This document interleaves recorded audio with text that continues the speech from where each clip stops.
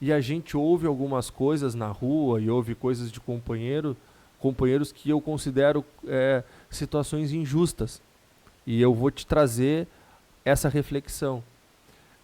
Eu vi companheiros que ao longo da disputa agora das últimas eleições diziam, por exemplo, assim: vocês vereadores, vocês se utilizam do partido para se eleger e qual é o retorno que vocês estão dando, enfim, né?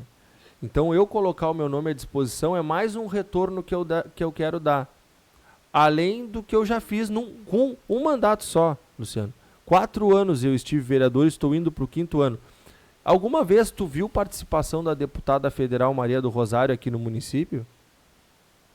Nessa nossa primeira legislatura, eu e a Vivi trouxemos ela no mínimo 2 vezes ao ano aqui no município.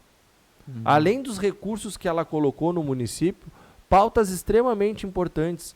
Discutiu na universidade a qualificação da Universidade Federal aqui em Santa Vitória, esteve com as pescadoras e pescadores do Porto, né? Fizemos reunião lá na sede campeira com as mulheres e com o partido, tá? Vários recursos que nós colocamos em 4 anos. O deputado Bongás vem no mínimo 2, às vezes 3 vezes por ano em Santa Vitória do Palmar. Participativo, sempre também se colocando à disposição do nosso município. Isso não é contribuir com o PT?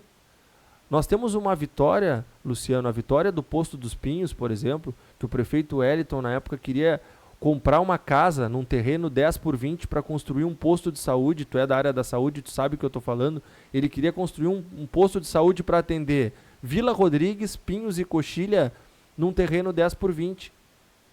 Possivelmente numa casa que era de um ex-vereador. E nós defendemos, e eu fui o único vereador naquela época que votei contra a compra da casa, por entender que eu trabalhei grande parte da minha vida aqui em Santa Vitória, na escola Aresmi, e em frente à escola tinha aquele baita terreno, que era um terreno do município que só servia para juntar lixo.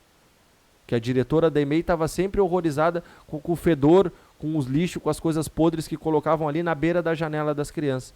E aquela vitória ali foi uma marca do Partido dos Trabalhadores, porque nós tanto que fizemos o prefeito mudar de ideia e nos comprometemos em conseguir recursos, aportar recursos para a construção do posto, e acredito que mais de 80% dos recursos daquele posto foram recursos que o deputado Alexandre Lindenmayer destinou.